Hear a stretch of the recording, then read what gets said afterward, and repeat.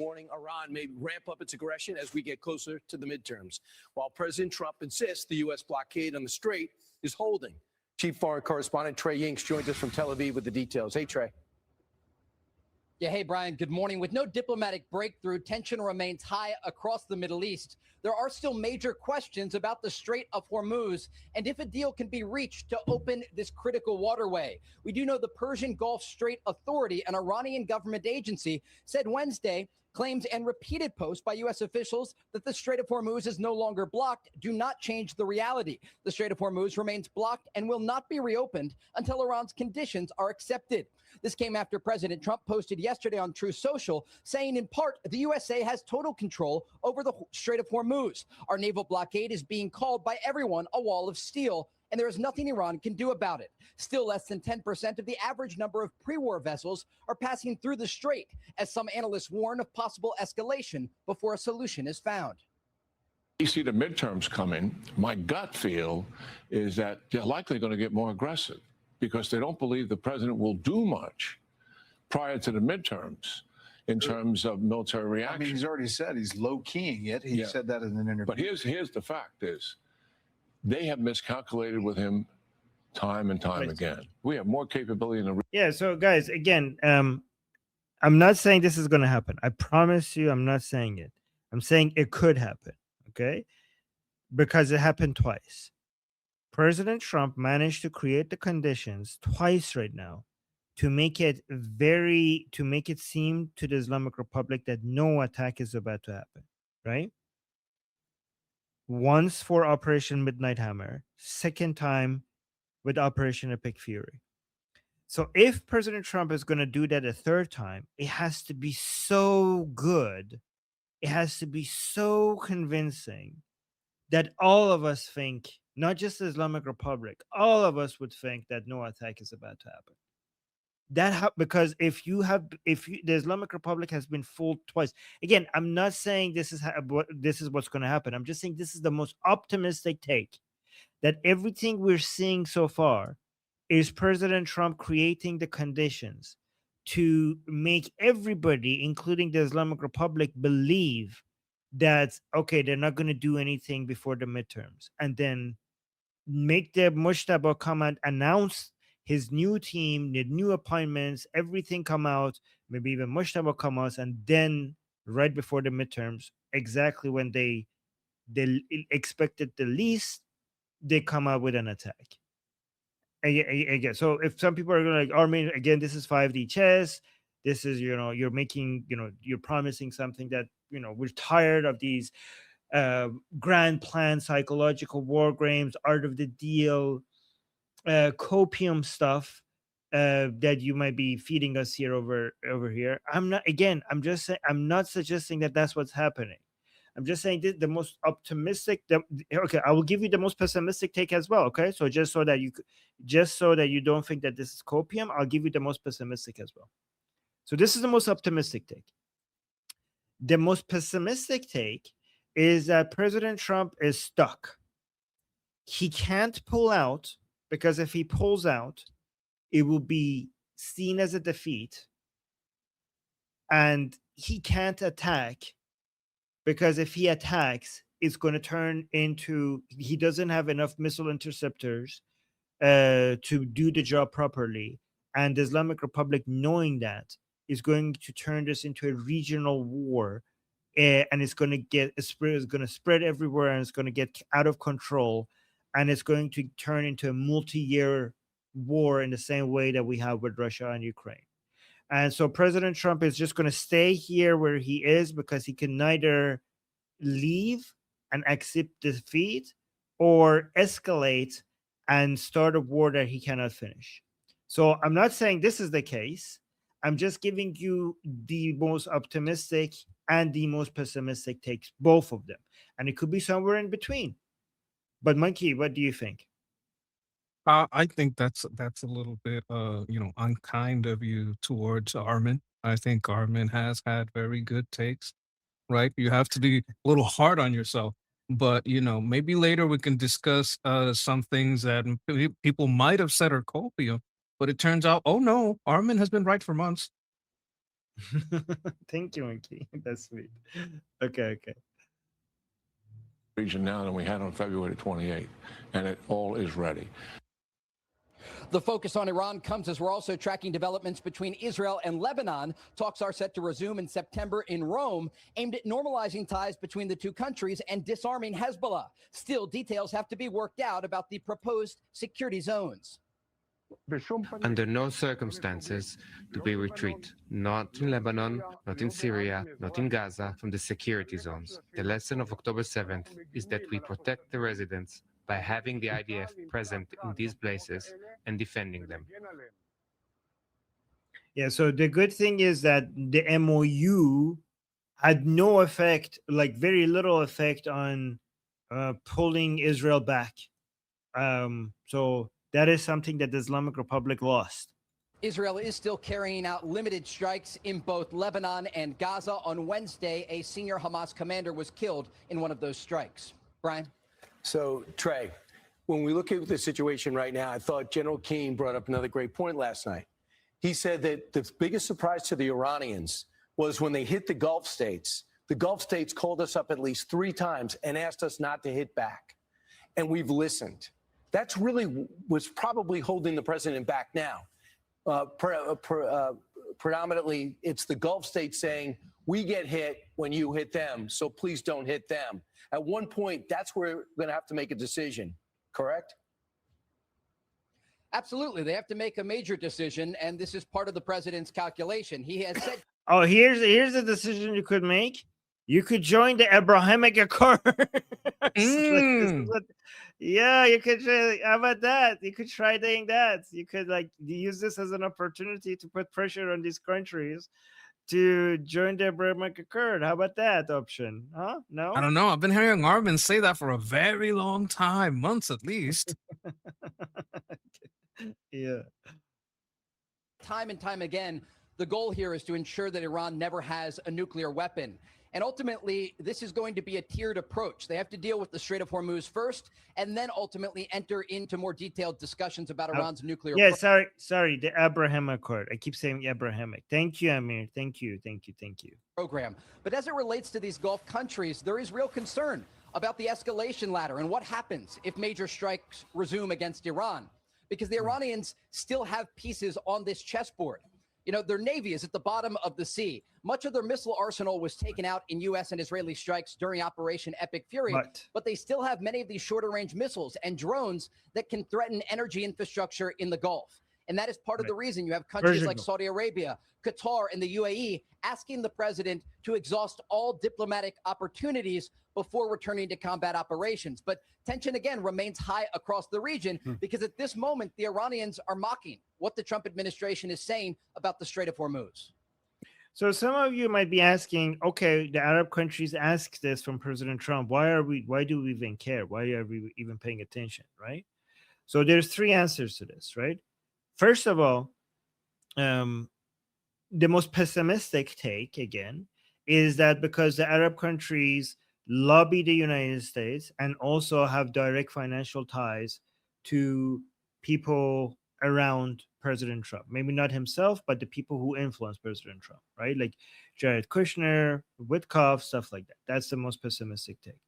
Another second answer would be because people are like, we don't buy oil from them anyways. First of all, the United States just recently did buy oil from Saudi Arabia to recover from their strategic oil reserves being lower. But even if they didn't, at a discount, exactly.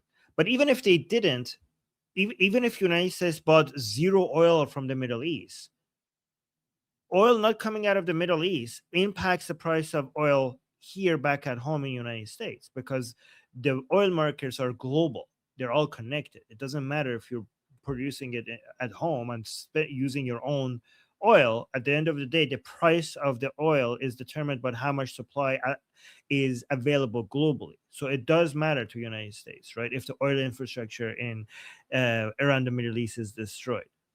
Third is because what we just talked about. United States doesn't want to abandon the Middle East without setting up a security framework where the whole thing is not going to go to crap, right?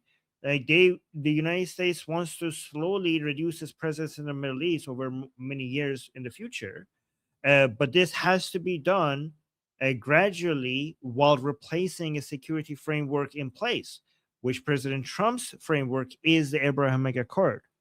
So they do care about what these Arab countries are saying to them, because they're talking to them and negotiating with them on how this transitions eventually happen.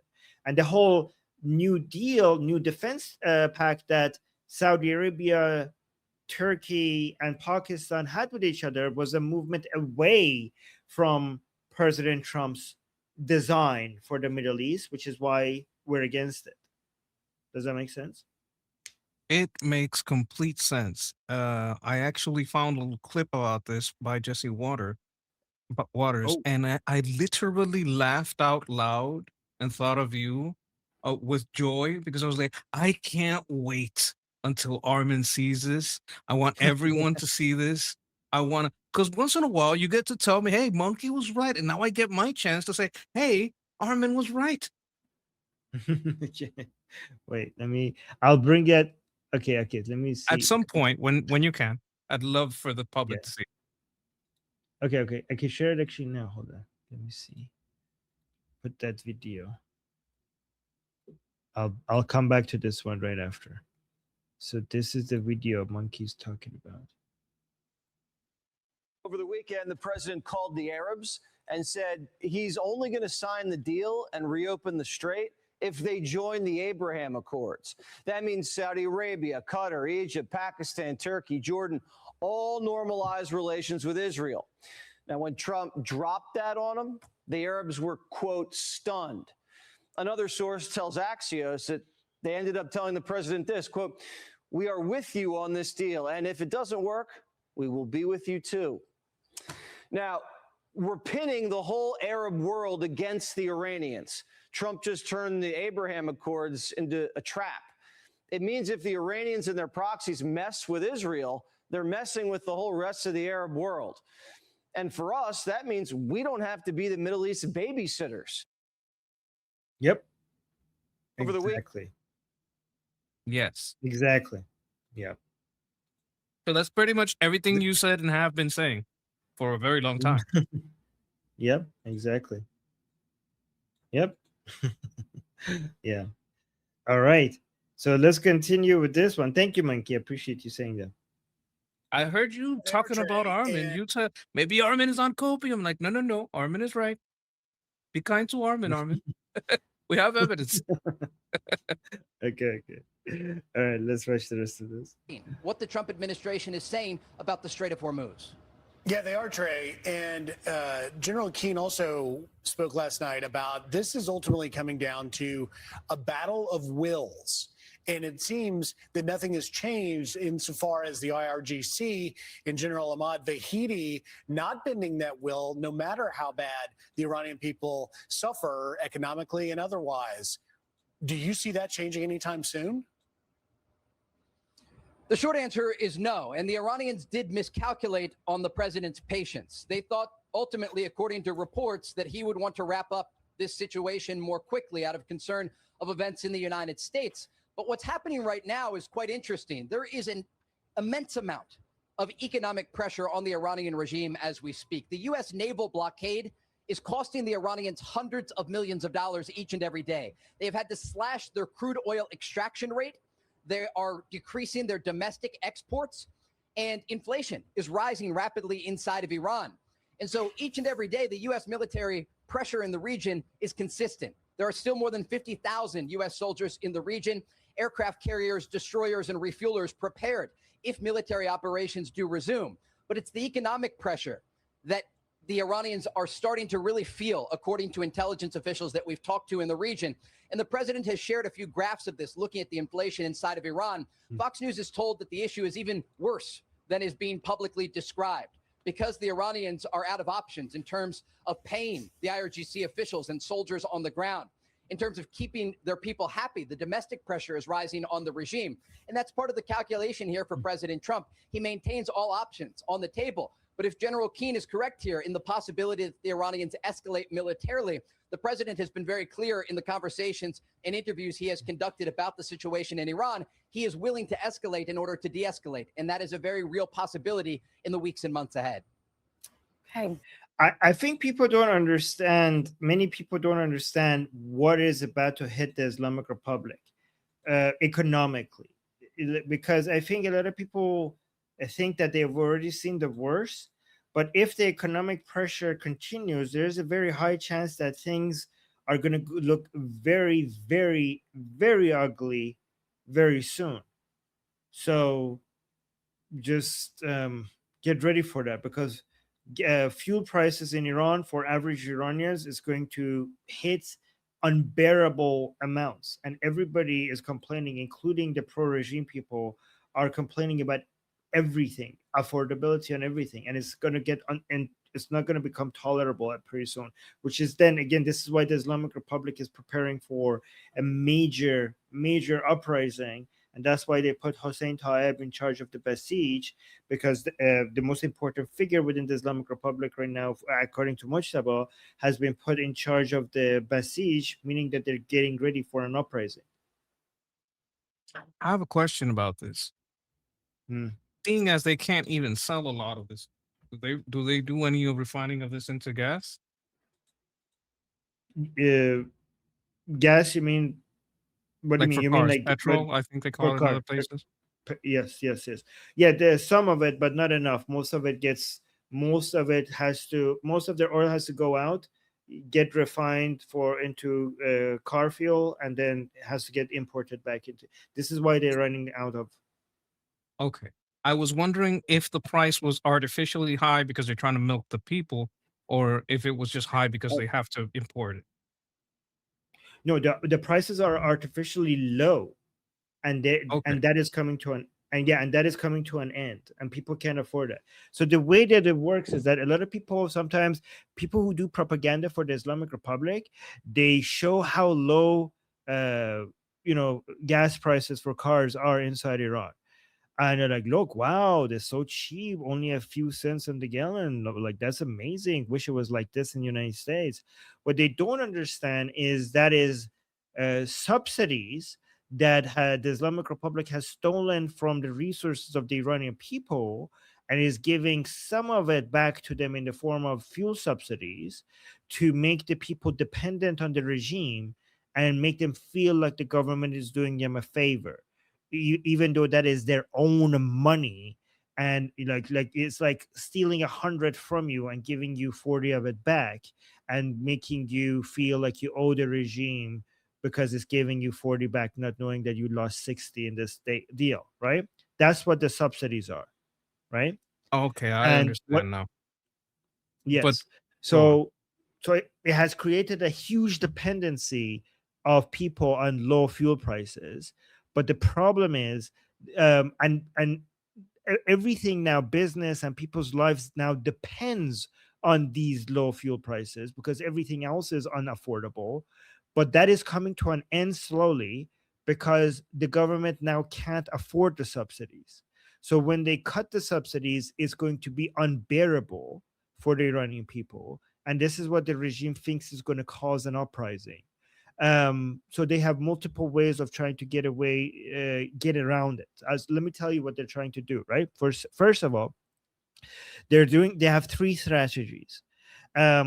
First, they come out and say, gas prices is going to be like 80,000 2 months, all right, which is unbelievably high. And then they're going to say, like, okay, we're not going to do that. It's going to be 20,000 only. So let's say, for example, it's 10 now, right? And they want to increase it to 20. But instead of saying that we're going to do 20, they say, like, we're going to go all the way to 87. And then when people think like, oh my God, the whole world is going to end if they do that, they're like, okay, good news. It's going to only be increased to 20. So that way they're trying to reduce, make people accept the increases. That's one thing. That's one strategy that they're implementing. And I know that they're doing this. Another thing that they're doing is that instead of increasing gas prices in all of the provinces in Iran at the same time, they're going to do it province by province. So if there is an uprising, there's not a full national uprising. It's an uprising within a province, so they could manage the uprising province by province instead of doing a full national uprising that they have to deal with. So they could focus their suppression forces in one province. Okay. The third thing they're doing is that they're blaming it all on Pezeshkian. Naturally, they're making it seem like this is his decision to just increase fuel prices, as if he has a choice, as if they don't have, like, as if this is an option that they could have just not done it. But Pezeshkian, being evil, he's making that decision, not admitting that the war is causing this because they don't have enough revenue to be able to continue to afford the subsidies. These are the three strategies that they're using to avoid an uprising. My name is Armin Navabi. I'm an Iranian political analyst with decades of experience fighting the Islamic regime inside and outside of Iran. Make sure you follow me for more, and also make sure you join our discussion group. I'm there almost every single day. Come talk to me there and the rest of the people there in our group calls. It's a great place to meet and talk to people who like talking about politics. The link is in the description and or in the bio. You could also get there by scanning the QR code on the screen. See you there.